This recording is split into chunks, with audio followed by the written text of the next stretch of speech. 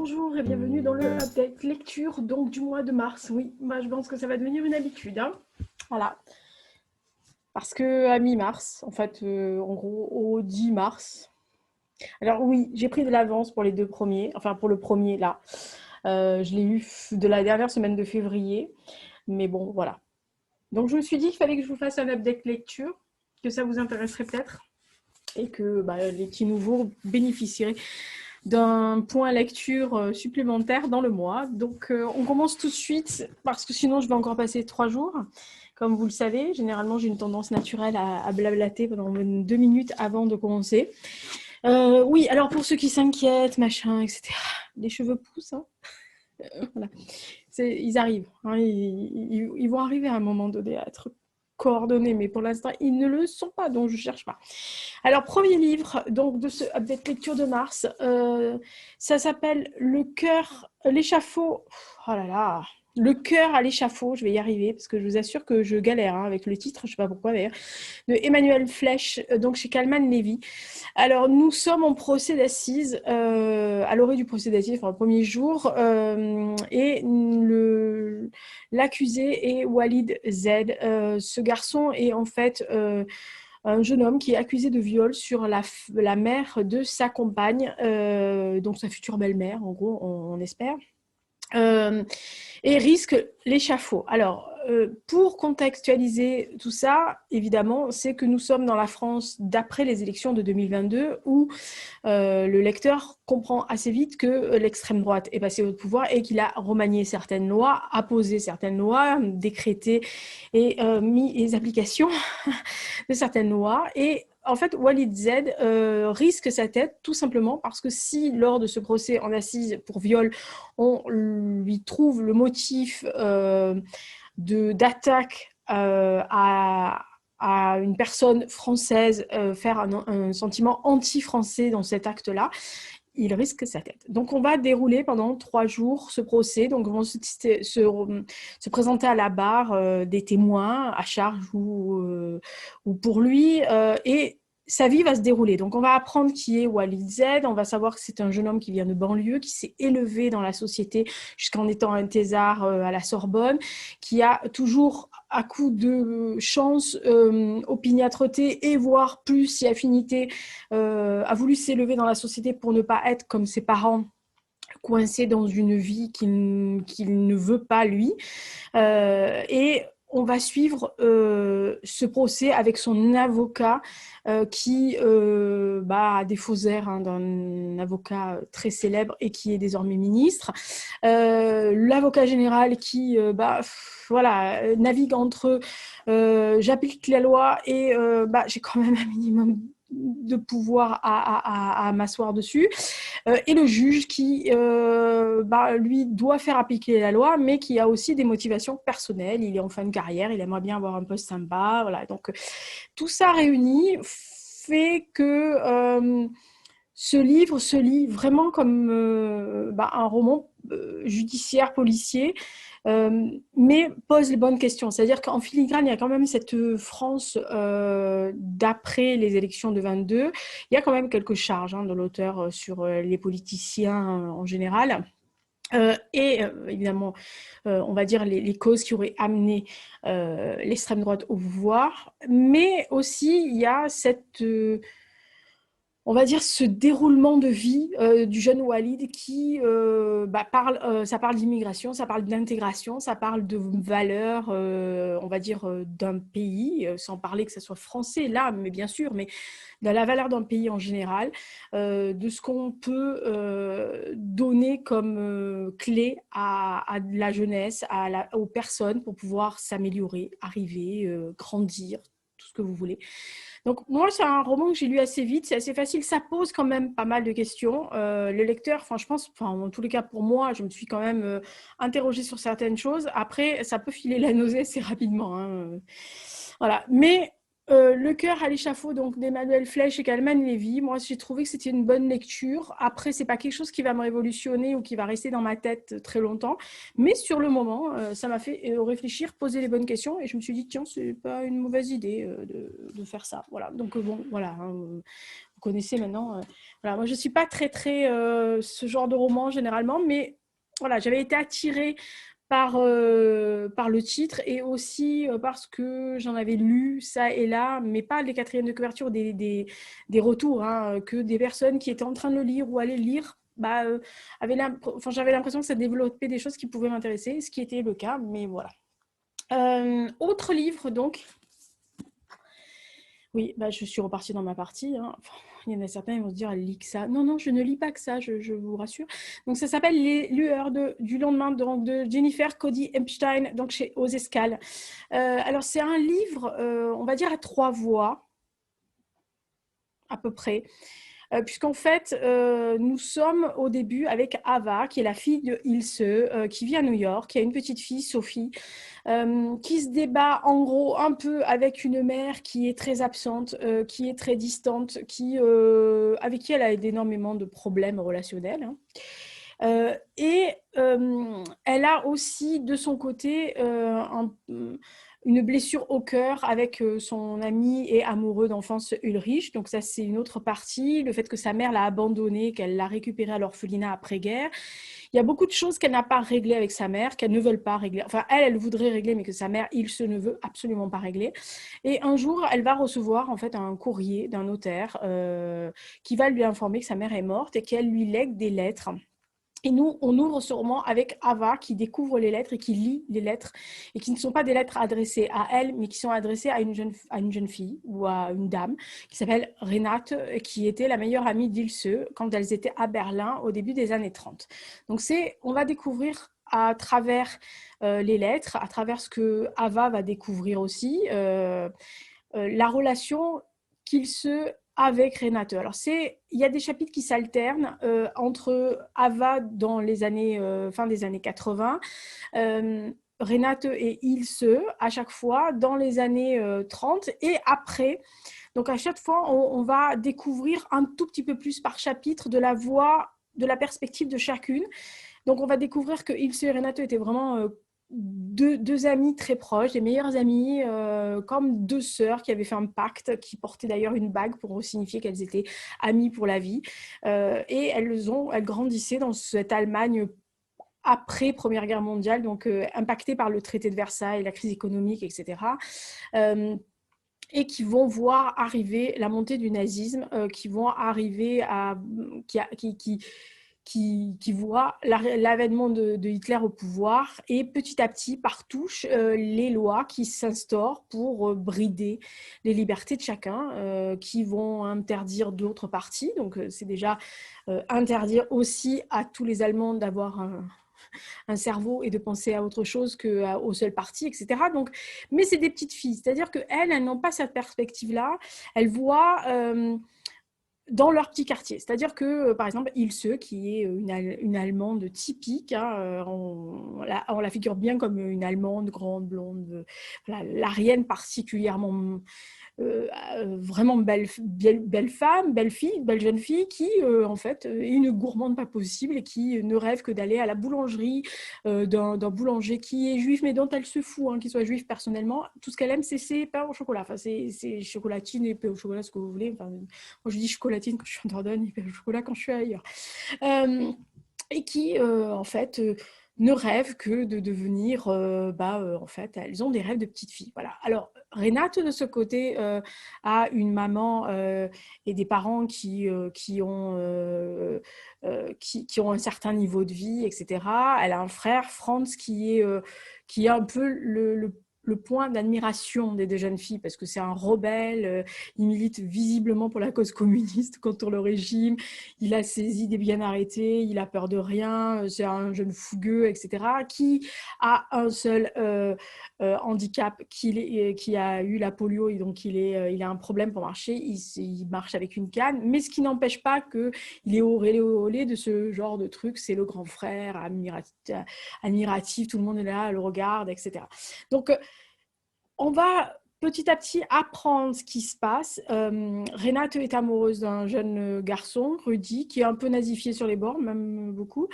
Et tout d'un coup, un jour, au détour des lois qui imposent certaines choses, il se demande à sa meilleure amie de la rejoindre à la Ligue des jeunes filles allemandes, qui était l'équivalent des jeunesses hitlériennes, enfin oui, des jeunesses hitlériennes pour les garçons, qui dit à sa copine, mais viens, c'est super, on fait plein de trucs, on va faire des camps, on sera toutes les deux, il faut qu'on soit toutes les deux. Bon, bref, toujours leur histoire d'amitié. Mais pour rentrer dans cette ligue, il fallait avoir montré papatte blanche, c'est-à-dire faire en sorte que vous soyez 100% allemand. Et elle va découvrir qu'elle n'est pas 100% allemande, qu'elle est une Mischling, c'est-à-dire une moitié juive, moitié allemande. Et en fait, elle va découvrir là que son père, qui est baptisé, qui est chrétien, elle est chrétienne, elle est baptisée, mais que les grands-parents étaient juifs. Sa maman est arienne, donc en fait, elle est moitié-moitié, si vous voulez. Et cette Mischling va prendre dans la figure en fait les lois qui vont lui interdire l'accès de certaines choses, notamment cette ligue qui n'est accessible qu'aux 100% à rien. Et petit à petit, en fait, on va lui interdire des trucs, on va interdire des choses à sa famille, notamment son père, qui va plus pouvoir enseigner, etc. Seule sa mère a le droit, puisqu'elle est 100% arienne, mais elle a des pressions pour abandonner son mari, parce que bon, ça n'est pas tolérable d'être mariée avec un juif. Et au-delà de ce livre-là, donc je vous raconte vraiment le début, hein, c'est vraiment ça. Mais ça pose effectivement, ça éclaire au travers de l'amitié de ces deux jeunes filles et des conséquences que la conduite d'Ilse va avoir sur la vie d'Ava. Ça montre tout le rouleau compresseur qu'a été la machine nazie. Bien avant l'avènement d'Hitler, quelques années avant ça, ils ont commencé à poser des pierres ci ou là, de s'inséminer dans la vie et dans la société allemande, sans véritablement être un danger, mais être là, mettre des strates, des couches, des personnes bien positionnées, etc., de séduire, parce que ça a été on va dire leur meilleure arme, ça a été de séduire l'intelligentsia allemande. Il ne faut pas croire que c'est que les ouvriers qui ont adhéré au parti nazi. Il y avait beaucoup de professeurs, beaucoup de personnes émérites, etc., qui ont été séduits par certaines idées. Perso, j'ai rien appris sur le régime. J'ai rien appris sur aucune loi qui est présentée là. Rien de ce qu'ils disent au niveau structurellement politique, sociétal, historique, etc. J'ai rien appris. Mais j'ai trouvé que l'amitié de ces deux jeunes filles et leur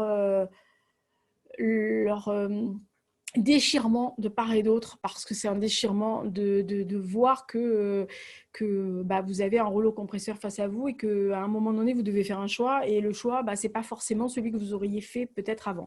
Alors moi, j'ai bien aimé ce livre. Je dois dire que l'émotion était au rendez-vous à la fin, mais vraiment à la fin, qui ne m'a pas surprise, parce que je m'étais doutée de qui était le père de Ava.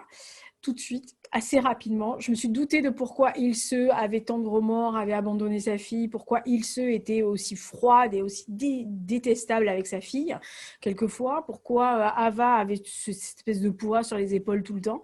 Quelle était la vie de Renate, etc. Je m'en suis doutée du déroulement. Alors peut-être que parce que, alors vous allez me dire, ouais, non, je pense que c'est surtout parce que je suis auteur aussi et que mon cerveau de temps en temps fonctionne, hein, ça lui arrive, mais fonctionne surtout quand je lis des romans historiques, et si je connais bien l'histoire et ça, mon cerveau doit fonctionner en se disant ça va être comme ça. Donc c'est vrai que ça m'a pas du tout surpris, mais n'empêche que Jennifer Cody Epstein a vraiment déroulé l'histoire correctement, avec des moments où même le lecteur peut se poser des questions s'il ne capte pas tout de suite. Et même s'il capte, il tourne les pages pour savoir effectivement comment elle va amener le truc et comment elle va faire exploser le bouquet final. Donc, c'est un très bon roman. Moi, je vous le recommande si vous aimez cette partie-là, si vous aimez ce contexte-là historique, si vous aimez les histoires d'amitié, etc. Si vous ne connaissez pas trop la période, ce n'est pas gênant. Si vous la connaissez trop, comme moi, vous n'allez pas rien, vous n'allez rien apprendre. Ceux qui ne connaissent pas du tout, ils vont apprendre des trucs, mais et ça va peut-être vous inciter à aller lire aussi certaines choses. Voilà. Après, moi, j'ai eu beaucoup comment dire, de réflexions par rapport à Ilse, Renato, etc. Parce que elles m'ont fait penser toutes les deux à un roman que moi j'ai écrit justement avant Jennifer Cody Epstein, voilà, qui est sorti en 2019, qui s'appelle La chute de Yann. Et en gros, c'est pas du tout la même façon d'être, mais ça se passe aussi à Berlin, ça se passe entre 23 et 37, et il y a ce côté aussi volonté de montrer le rouleau compresseur et les dommages, j'allais dire en anglais, les dommages, damage, bref, les dommages que ça peut causer d'avoir ce genre de système totalitaire extrême, et aussi l'impact que ça peut avoir sur des jeunes cerveaux ou des gens qui ne savent pas comment gérer ce genre de choses. Voilà. Donc, c'est Les lueurs du lendemain de Jennifer Cody Epstein, donc aux escales. Voilà. Si vous aimez ce genre de roman historique bien foutu, tourne page turner, voilà. Franchement, c'est une bonne lecture. Voilà. Autre bonne lecture, oui, je les ai accumulées. Ça s'appelle Milkman de Hannah Burns. Donc, c'est chez Joël Losfeld Édition, qui est une maison d'édition que j'adore. Hein. Voilà, toujours des bons romans chez Joël Losfeld. Alors, on est en présence. Alors, attention, Younes. Il va falloir dire que ce roman est assez étonnant. Vraiment, il faut le savoir, hein, parce que c'est écrit à la première personne, sans paragraphe. Je vais vous montrer parce que sans paragraphe, voilà, sans dialogue. Enfin, c'est des paragraphes, mais c'est condensé. Hein, vous voyez la condensation du truc. Il n'y a aucun dialogue. Il n'y a aucune tirée de dialogue à l'intérieur. Parce que tous les dialogues sont insérés dans les paragraphes. Alors, moi, j'ai eu l'impression... Alors, bon, bref. C'est un peu comme si la jeune fille qui narre cette histoire avait écrit avec un débit de mitraillette. Elle a balancé des mots comme ça et elle y est allée vraiment la mitraillette. Alors, ça peut être déroutant pour les personnes qui...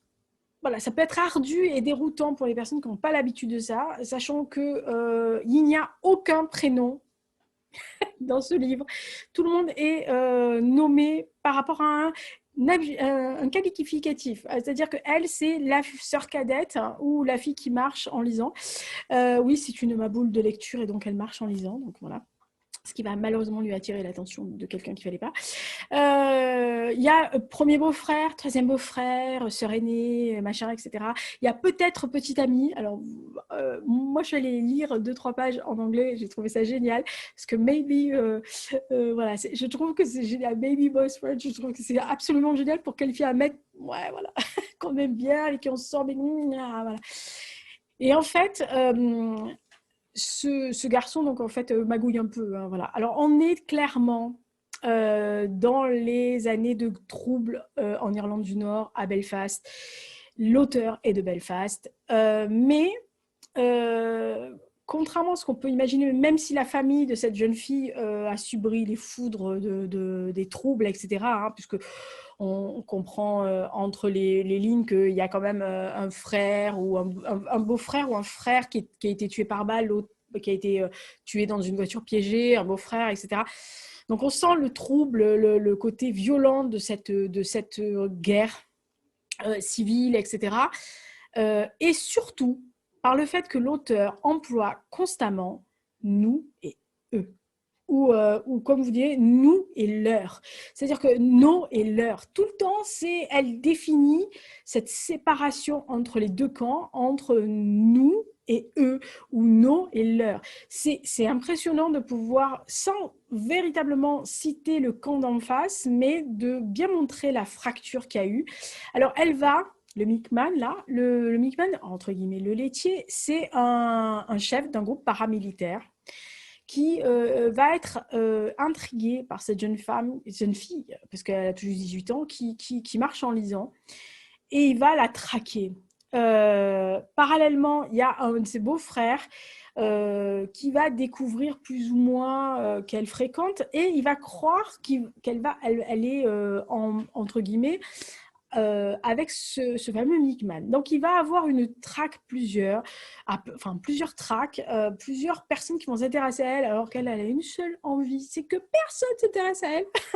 Voilà, le moins on se fait remarquer dans cette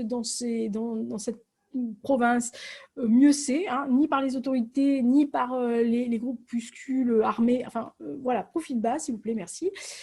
Et on va voir ce côté, puisque les Grago vont arriver, hein, les commérages, etc. Mais la jeune fille ne va pas se laisser faire. C'est-à-dire qu'elle a quand même du caractère, la gosse, et elle va un peu contre-attaquer. Voilà. Donc, tout se déroule vraiment entre défiance, non-dit. On sent la violence derrière qui arrive, qui est très difficile. Alors, c'est fascinant.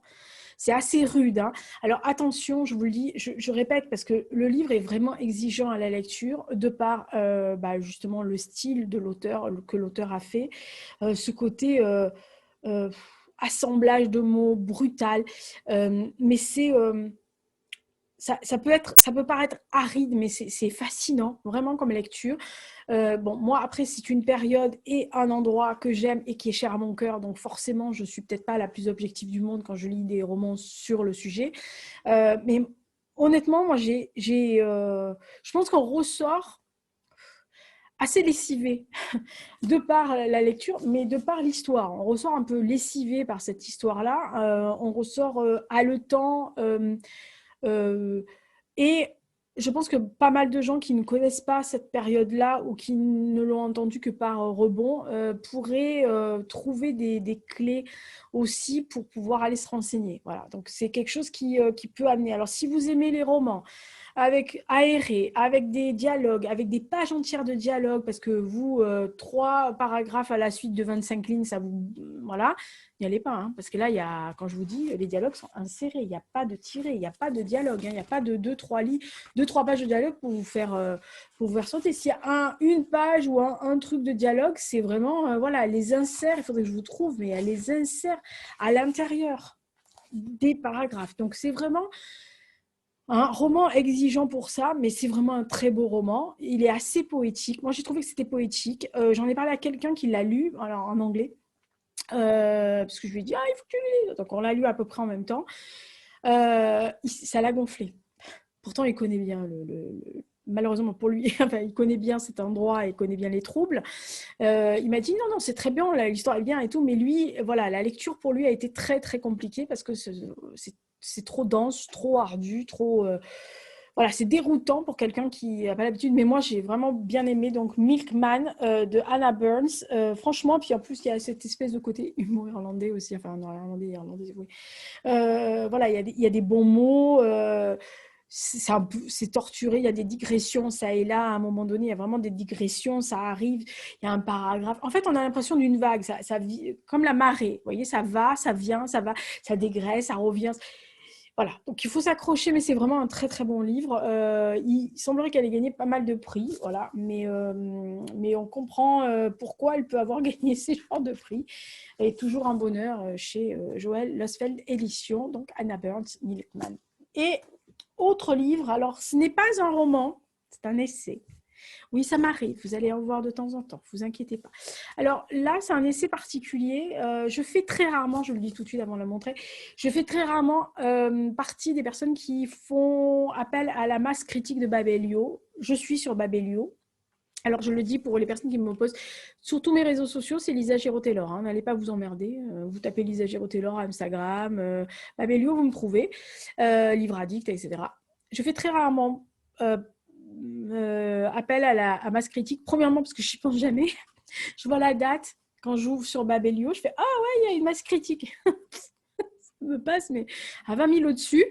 2, parce que généralement, j'aime bien choisir mes bouquins quand j'ai envie de les lire et à la vitesse où je veux les lire. Donc là, sur la masse critique, il me semble qu'on a 1 mois après la réception du bouquin. Généralement, les rares fois où j'ai fait Masba Bellio, je l'ai lu dès la réception parce que voilà, j'aime pas traîner et puis j'aime pas me dire oh là là, je me fais la pression, dans 2 jours il faut que j'ai fini, c'est dans le 30, je suis au 28e jour, il faut que je fasse. Non, non, non, je reçois, je lis. Mais cette fois-ci, j'ai quand même jeté un coup d'œil parce que je sais plus, il y en a 2 ou 3 d'entre vous qui m'avaient dit oh, j'ai pris des trucs sur. Enfin, je me suis inscrite sur la Masba Bellio. Je fais ah, c'est ouvert? Ouais, ouais, va voir. Donc j'ai regardé, il y avait beaucoup de trucs que j'avais vraiment pas envie de lire. Et puis j'ai été attirée par ça. Voilà. J'ai été attirée par le livre de Jean-Claude Voisin qui s'appelle France-Iran, si loin, si proche, chez Rive Neuve. Donc je remercie Babilio de m'avoir reçu, enfin avoir accepté ma demande et de m'avoir sélectionné. Et de Rive Neuve, Rive Neuve, de me l'avoir envoyé si rapidement, puisque je l'ai reçu vraiment quelques jours après avoir reçu le mail de Babelio pour me dire que je l'avais, que j'avais 30 jours pour le lire, et pour faire la critique. Donc ça a déjà été fait, d'ailleurs c'est posté sur Babelio. Alors, c'est un essai qui retrace les relations très intéressantes entre la France et l'Iran, comme le titre, voilà, bravo Lisa. Mais l'auteur est un archéologue, un historien, c'est quelqu'un qui a vécu là-bas, qui connaît très très bien ces pays, les pays enfin l'Iran et les pays autour. On sent la fascination de la Perse et en plus, visiblement, personnellement, à titre personnel, il a un grand intérêt envers l'Iran. C'est dans la dédicace, hein, donc voilà. Et c'est quelqu'un qui va nous ouvrir, en fait, par des chapitres très courts, parce qu'il n'est pas très, très grand. Enfin, vous voyez, hein, il fait à peu près 210 pages ou 209 pages, mais c'est écrit gros, premièrement. Ce qui m'a d'ailleurs assez étonnée. Je me suis dit, tiens, c'est quand même assez écrit, assez gros. Et il retrace, premièrement, l'histoire de l'Iran, sa situation géopolitique, mais surtout l'histoire, c'est-à-dire la Perse, toutes ces provinces, toutes les avancées, tout ce que la Perse a pu donner au monde, on va dire. Donc, il va vous détailler les plus grands mathématiciens, les personnes qui ont fait la médecine, parce que vous allez voir qu'il y a beaucoup de médecins. On connaît, enfin, ceux qui font médecine connaissent Avicenne, et donc forcément, voilà, il y a ce genre de culture perse qui est arrivée jusqu'à nous, parce que ils ont ce côté, alors les Perses, et c'est ce qu'explique très très bien l'auteur, c'est qu'ils savaient, euh, on va dire, avaler, euh, digérer et redonner une autre dimension à ce qu'ils apprenaient des autres cultures. Alors, ils ont appris des Chinois, ils ont appris de là, ils ont appris des différences d'invasion qu'ils ont pu avoir. Et à chaque fois, ils apportaient une dimension supérieure à ce qu'ils avaient récupéré, à la science qu'ils avaient récupérée. Donc, dans tous les domaines, l'astronomie, l'astrologie, puisque c'était de pair, hein, chez eux, la médecine, les langues, etc. Et il y a cette relation entre la France et cet énorme pays, hein, puisqu'il a la chance d'être sur 2 plaques tectonique, on va dire, et au carrefour, hein, entre l'Asie, l'Europe et un peu l'Afrique. Donc c'est vraiment une plaque tournante. D'ailleurs, je pense que l'histoire du monde peut le prouver, que c'est une des grandes plaques tournantes. Et il va nous dérouler d'abord tout ce que les relations qui ont été données entre les 2 pays. Donc, que ce soit par rapport à nos mots, puisqu'il y a des mots perses qui vont revenir dans la langue française. Voilà, vous allez être étonnés par certains mots qui, pour vous, vont dire « Ah ouais ?» Mais des choses qu'on emploie tous les jours. Hein, donc, voilà. Enfin, tous les jours, peut-être pas, mais en tous les cas, qu'on emploie régulièrement. Et tout ce que la France a pu donner aussi. C'est-à-dire que, remercie tout le monde, hein, donc on va citer les Montesquieu, Gautier, Arnaud et tout ça, qui ont quand même écrit sur la Perse.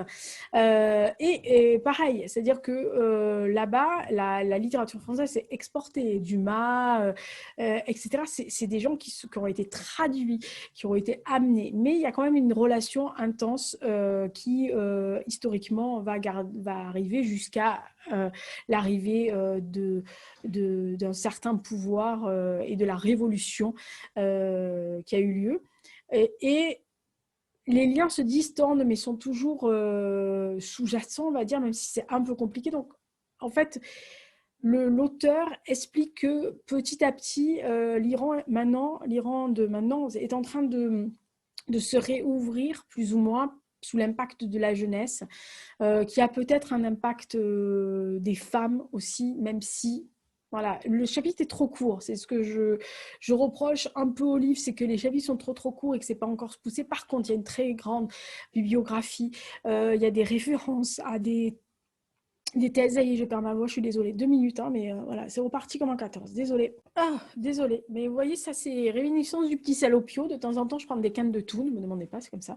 Voilà, donc il développe beaucoup de choses économiques, politiques, culturelles, infrastructures, etc., qui sont en train de se moderniser après l'instauration de cette république islamiste, donc, qui a été un passage assez difficile, sachant que l'Iran, en vérité, est devenu l'Iran, ce grand pays est devenu véritablement le nom d'Iran en 1935. Donc voilà, il fait un état des lieux sur les relations franco-iraniennes, sur le fait que certains pays comme les États-Unis d'Obama et peut-être de Biden maintenant et l'Allemagne de Merkel sont en train de reprendre des liens, on va dire des relations économiques ou en tous les cas stratégiques et géopolitiques avec, et que la France, pour l'instant, voilà. Il y a aussi le fait que c'est une grande relation, et j'en pleure hein, de cette canne de tout, je suis désolée, qui sont vraiment, voilà, il y a une affinité entre nos deux pays, entre cette grosse culture et un peu la nôtre, hein, on n'a pas une petite culture non plus, qui fait que c'est un essai assez fascinant. Alors ne me demandez pas, moi je suis fascinée par la Perse, hein, donc voilà. Il y a des choses comme ça où vous allez dans un musée, vous êtes sûr que de trouver Lisa dans des endroits assez particuliers, Perse, Mésopotamie, machin. Bon, vous allez me trouver dans des départements du Moyen-Âge. Non, mais voilà, donc j'ai des marottes hein, comme ça, sans compter que je suis une fan absolue de certaines choses et que côté cuisine iranienne, si vous avez, si vous suivez si vous avez vu pardon, la FAQ qui a été diffusée, je crois, le dimanche dernier, je ne sais plus, le 7, je crois. J'en parle hein, de la cuisine iranienne, donc ça vous étonnera pas. Donc ça s'appelle France-Iran, Jean-Claude Voisin, si loin, si proche. Mon intérêt pour le coin est loin de s'arrêter quand même, hein, si je continue à lire ce genre de choses. Voilà, donc merci à Rive Neuve et à Babelio de m'avoir permis de lire encore un truc qui va me passionner encore, parce que j'ai noté des bouquins. Voilà. Voilà. Et dernier, petite lecture, c'est une BD. Bon, ça va, hein, c'est pas non plus... Voilà. Donc, je vais vous montrer la première. Je vais essayer de reculer pour bien vous la montrer. Et la quatrième de couverture. Voilà. Alors, ça s'appelle... c'est un peu compliqué de ne pas le voir. Hein. Ça s'appelle Africa Corps. C'est le deuxième tome. Ça s'appelle Crusader. Donc, c'est toujours de Olivier Speltens chez Paquet. Alors, comment vous dire? Bon, alors, ceux qui me connaissent savent très bien mon intérêt pour Rommel. Hein, c'est plus à redire. Je pense que vous allez je vais arrêter de vous le dire. Et je suis pas une méga tarée des BD. Par contre, j'aime beaucoup certaines BD. Alors oui, le Club des 5, vous l'avez vu le mois dernier, mais j'aime bien les BD historiques. Et je dois avouer que j'ai commencé en fait les BD un peu historiques par la maison Glénat, enfin les maisons d'édition Glénat qui avaient sorti la série U-Boat, qui avait sorti pas mal de choses comme ça. Et moi, voilà, c'est quelque chose qui me plaît. Donc, j'ai commencé à découvrir certaines choses et j'avais découvert l'Armée de l'Ombre et non pas les Hommes de l'Ombre, comme j'ai dit la dernière fois. Mais vous voyez, mon cerveau est toujours embué. L'Armée de l'Ombre, les 4 tomes, donc de Olivier Speltens, qui, chez Paquet aussi, qui retraçait l'histoire de certains soldats sur le front de l'Est voilà, et qui était d'une perspective allemande. Et là, en fait, c'est la perspective de cet homme-là que nous voyons en 4e de couverture, Joachim von Richter, qui fait partie des troupes de Rommel, qui se retrouve en Afrique du Nord. Donc, bon, on ne va pas refaire la bataille, machin. Donc là, le premier tome, nous étions à l'arrivée des troupes de Rommel sur le sol, etc. Et là, nous sommes en novembre 41, quand, en fait, plus ou moins, les forces de l'Axe sont un peu prédominantes et ont un peu gagné. Mais les Anglais ne sont pas en reste. Et même s'ils sont, on va dire, moins forts au niveau logistique de véhicules, ils sont plus nombreux. Ils ont plus de chars et ils sont en train des nouveaux qui risquent d'arriver. Donc, il y a une opération qui va arriver qui est faite pour repousser les troupes de Rommel. Donc, Rommel, même avec moins d'hommes et avec son génie de tactique, va un peu repousser les troupes anglaises. Mais va perdre pas mal de force dans la bataille et il va prendre la décision qui va étonner pas mal de ses hommes, c'est-à-dire de repartir dans l'autre sens, de repartir vers Tripoli alors qu'il avait gagné une énorme partie du territoire pour rassembler tous les panzers qui s'étaient un peu disséminés de partout, sachant que, évidemment, en face, les troupes avancent, quoi. Et donc, c'est toute on va dire, cette opération Battle Ask, etc., qui est les conséquences de cette bataille-là, de cette opération-là, et qui va amener Joachim à voir le couperet très très proche et aussi les déboires des panzers au milieu du sable, etc. Franchement, c'est hyper bien fait. Alors, les dessins sont magnifiques. J'essaie de vous les montrer. Voilà. J'aime beaucoup le dessin. C'est hyper bien fait. Historiquement, on voit qu'il y a eu des recherches et que c'est bien foutu. Hein, donc, il y a pas de. Voilà, je râle pas. Donc, c'est rare que je râle pas. Hein, donc, voilà.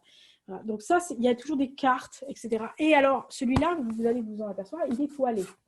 Voilà. Parce qu'il y a une version non toilée, normale, qui est beaucoup, beaucoup moins chère. Je vous le dis tout de suite. Mais moi, je l'ai pris parce que en fait, j'ai vu qu'il y avait des planches le truc, c'est qu'il y a en fait il y a un carnet à la fin de comment l'auteur a fait sa BD. Et ça m'intéressait de voir. Et donc, on voit, notamment dans ces planches-là, tout le travail qu'il a fait. C'est-à-dire qu'au début, c'est un peu grossier, les traits même des personnages sont grossiers ou des voitures. Et puis, petit à petit, on voit qu'il précise, il fait du truc aux précisions au millimètre. Et ensuite, on voit la colorisation. Enfin, c'est vraiment fascinant de voir le travail qui est fait par l'artiste. Donc, c'est le tome 2 donc, de Africa Corps. Et il y en a un 3e, parce que je ne savais pas la dernière fois, mais je me suis renseignée, ce sera le 3, il n'y en aura pas derrière. Sachant que j'en ai vu d'autres. Oui. Donc, il y aura, je pense, cette année, beaucoup plus de BD que des livres d'histoire. Parce que j'en ai vu repérer un de livres d'histoire. Il faudrait juste que je le trouve. Ça s'appelle, je ne sais plus quoi. Je ne sais plus. Attends, je l'ai noté sur un post-it, le truc. Donc, ça s'appelle Les maréchaux de Staline. Oui, alors c'est de Jean Lopez et de Lachka. À chaque fois, je loupe son nom. Et en fait, je l'ai vachement mal écrit.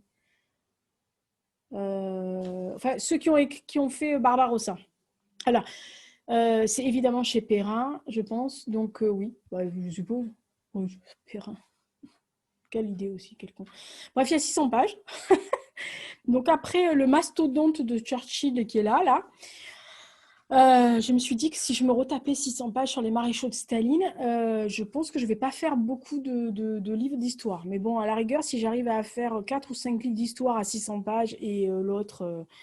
c'est 1300. Ouais. Déjà, si je fais 600 plus 1200 ou 1300, je suis déjà à mon quota de 1000 pages. Voilà. Donc, je pense que je vais me faire une année de BD historique. Bon, c'est ce que je vous dis, mais peut-être que c'est pas ce que je ferai. Hein. Oui, parce que là, il faut comprendre que Lisa va à l'instinct hein, sur les bouquins. Donc voilà. Qu'est-ce que je vais lire après? Donc ça, c'est tous les livres que j'ai lus. Voilà. Donc Le cœur à l'échafaud de Emmanuel Flech, les lueurs du lendemain de Jennifer Cody Epstein, Mickman de Hannah Burns, France-Iran si proche, si loin, si proche, donc de Jean-Claude Voisin, et donc Africa Corps, le numéro 2, donc d'Olivier Enten chez Paquet. Alors, qu'est-ce que je lis après? Alors, après, j'ai 3 bouquins pour l'instant à lire. Et il n'y en a que 2 là. Je vais vous montrer le 2, parce que le troisième, je ne l'ai pas encore commencé, donc ça ne sert à rien que je vous montre. Hein, voilà. Le troisième, c'est pour ceux qui voudraient, qui seraient intéressés. Si je me souviens bien, c'est Le loup des Cordeliers de Henri Lovenbroek. Voilà, ce sera la troisième. Là, pour l'instant, je lis alternativement dans le bus et à la maison. Donc, le premier, c'est Mamie Luger, Benoît Philippon. Merci, Perrine. Et ça me plaît bien, je me marre. Hein. Parfois, je pense que je me suis fait encore remarquer dans le bus parce que je gloussais comme une dinde. Super. Et donc là, c'est celui-ci, je l'ai reçu en service de presse. Ça s'appelle le Stradivarius de Goebbels, donc de Johan Iacono. Donc, c'est Slatkin et compagnie. Merci beaucoup à Slatkin et compagnie de me l'avoir envoyé. Je l'avais repéré depuis un bon moment. Sur un post Instagram de quelqu'un qui est une fan de violon, elle se reconnaîtra si elle passe par là. Et donc du coup, voilà, ça m'avait un titillé. Je me suis dit, oh, je vais peut-être le prendre, je vais le lire. Et puis j'ai eu l'opportunité de l'avoir, donc je l'ai demandé. Et puis je l'ai vu après dans l'émission de Il est bien ce livre de Séverine qui le montrait parce qu'elle l'avait reçu aussi. Donc voilà, le hasard a fait que voilà, je suis en train de lire cela. Le prochain, ça sera donc le loup des Cordeliers de Henri Lovenbroek. Je ne sais pas, puisque nous sommes au jour où vous le voyez, moi je tourne la veille. Donc voilà, vous le voyez le 12, moi je l'ai tourné, on est le 11 aujourd'hui. Je ne sais pas, je pense que je les aurai finis d'ici dimanche. Donc il me restera 2 semaines et demie.